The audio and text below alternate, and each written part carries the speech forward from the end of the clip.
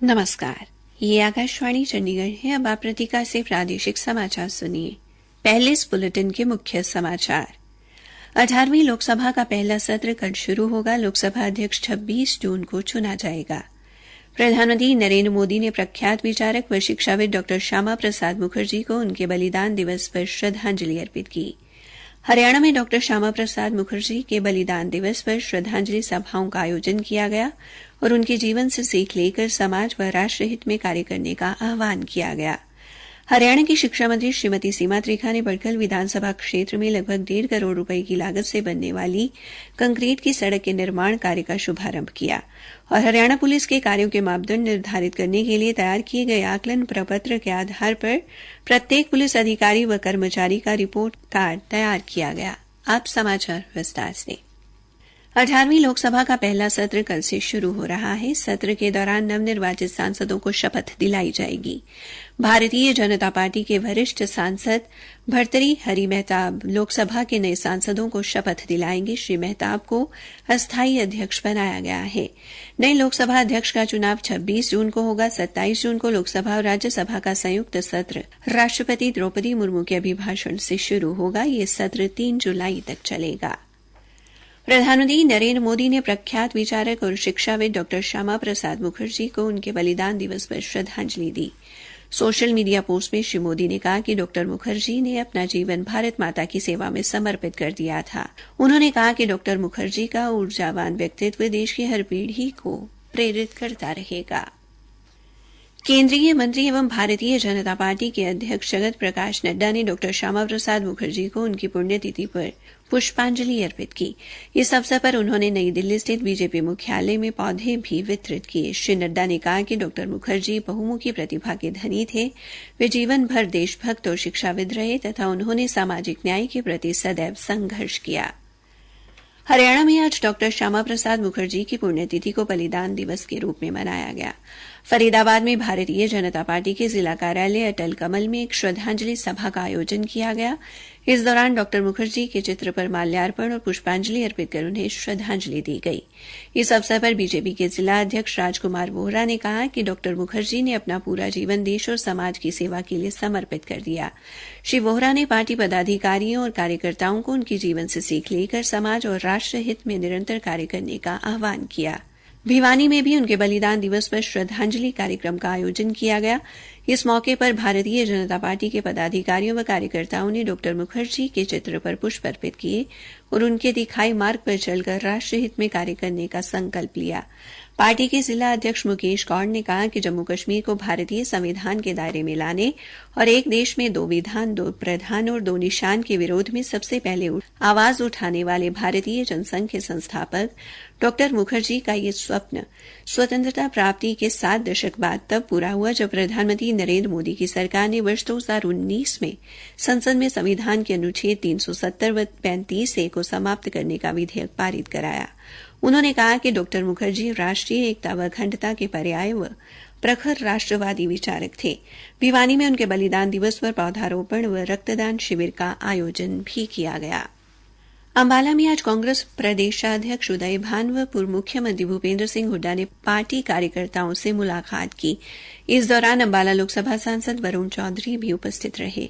बाद में कांग्रेस प्रदेशाध्यक्ष उदय भान व पूर्व मुख्यमंत्री भूपेंद्र सिंह हुड्डा ने एक पत्रकार वार्ता को संबोधित करते हुए कहा कि कांग्रेस विधानसभा चुनाव की तैयारी को लेकर कार्यकर्ताओं से बैठकें कर रही है।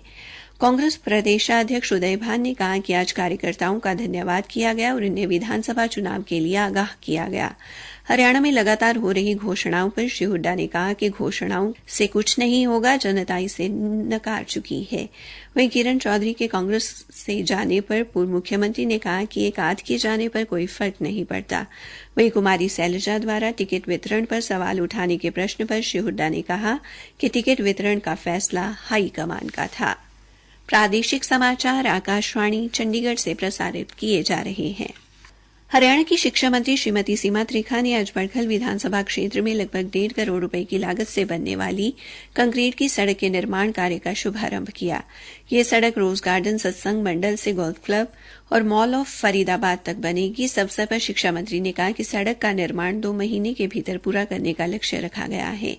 उन्होंने कहा कि इस सड़क के निर्माण से स्थानीय निवासियों को आवागमन में काफी राहत मिलेगी। श्रीमती त्रिखा ने कहा कि बड़खल झील के नवीनीकरण का कार्य भी तेजी से चल रहा है।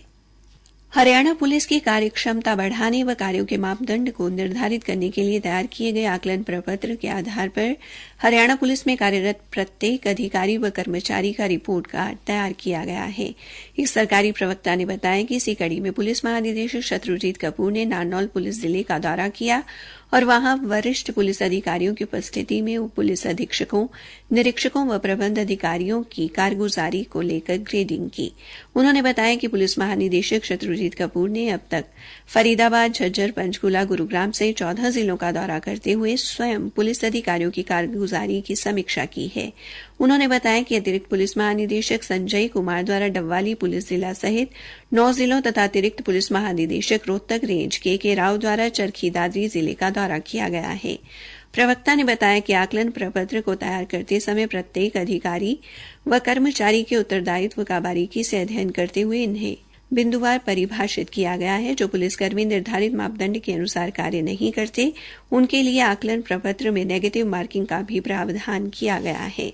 प्रत्येक कार्य को लेकर अधिकारी या कर्मचारी की जवाबदेही तय की गई है। इसके उन्हें अलग से अंक दिए जाते हैं। आकलन प्रपत्र में पुलिसकर्मी को समग्र आकलन के आधार पर अलग से 10 अंक संबंधित पुलिस प्रमुख द्वारा पुलिसकर्मी की योग्यता, ईमानदारी व अनुशासन के आधार पर दिए जाते हैं। श्री कपूर ने कहा कि आकलन प्रपत्र को तैयार करते समय शिकायतकर्ता की संतुष्टि को भी महत्व दिया गया है। रूस के कजान में आज संपन्न हुई ब्रिक्स खेलों में भिवानी के द्रोणाचार्य कैप्टन हवा सिंह बॉक्सिंग अकादमी की महिला मुक्केबाज नुपुर ने 81 किलोग्राम से अधिक भार वर्ग में तथा पूजा बोहरा ने 75 किलोग्राम भार वर्ग में कांस्य पदक हासिल किया। इस प्रतियोगिता में 20 से अधिक देशों के 5000 के लगभग खिलाड़ियों ने हिस्सा लिया। भिवानी में आज नगर परिषद के पूर्व अध्यक्ष नंदलाल चावला की पुण्यतिथि पर कमलानगर स्थित दुर्गा मंदिर में पौधारोपण व रक्तदान शिविर का आयोजन किया गया। इस मौके पर पूर्व मंत्री व बीजेपी नेता किरण चौधरी ने कहा कि नंदलाल चावला ने नगर परिषद का अध्यक्ष रहते हुए भिवानी शहर के विकास के लिए अनेक कार्य किए। वे एक ईमानदार और साफ छवि के व्यक्ति थे। इसके साथ साथ वे निडर भी थे, जिसके चलते उन्होंने भूखने नहीं टेके और ईमानदारी की मिसाल पैदा की। रक्तदान शिविर में बाड़सा स्थित एम्स अस्पताल के चिकित्सकों की टीम ने 42 यूनिट रक्त एकत्रित किया। मुख्यमंत्री शहरी आवास योजना के तहत भूखंडों के लिए आवेदन करने वाले सफीद और जुलाना के आवेदकों का ड्रॉ कल जींद के चौधरी रणबीर सिंह विश्वविद्यालय में निकाला जाएगा। जींद के उपायुक्त मोहम्मद इमरान रजा ने अपने कैंप कार्यालय में संबंधित अधिकारियों के साथ बैठक में ये जानकारी दी। उन्होंने बताया कि मुख्यमंत्री शहरी आवास योजना के तहत सरकार द्वारा इस वर्ष फरवरी में चरखी दादरी, फतेहाबाद, झज्जर, जुलाना, पिंजौर, महेंद्रगढ़, सफीदो, सिरसा, गोहाना, जगाधरी और रेवाड़ी शहर के लिए ऑनलाइन माध्यम से आवेदन मांगे गए थे। आवेदकों में घुमंतु जाति, विधवा श्रेणी और अनुसूचित जाति के लोग शामिल थे। बाकी समाचार इस अंतराल के बाद। और ताऊ ठीक से ले तने टीबी रोग में हुई नई शुरुआत के बारे में बताऊं। अच्छा वो कैसे है भाई? ताऊ तने याद होगा जन्म पाछे ही अपने छोटे बालका ने एक टिक्का लगा कर ऐसा टीबी से बचाव खातर। ई वो बीसीजी टिक्का बड़े बूढ़े वयस्कों ने भी लगेगा। हरियाणा सरकार अभी इस टिक्के ने जिला अम्बाड़ा, भिवानी, हिसार, झज्जर, जींद, कैथल, मेवात, पंचकूला, रोहतक और सोनीपत में भी लगा रही है। इस बीसीजी टिक्के से घबराना नहीं, टीबी से खुद को बचाना है। तो आगे आओ, बीसीजी का टिक्का लगाओ, प्रदेश को टीबी मुक्त बनाओ। टीबी हारेगा, देश जीतेगा। अधिक जानकारी के लिए डायल करें 1800-11-6666। राष्ट्रीय स्वास्थ्य मिशन, स्वास्थ्य विभाग हरियाणा द्वारा जनहित में जारी। इसी के साथ ये समाचार बुलेटिन समाप्त हुआ।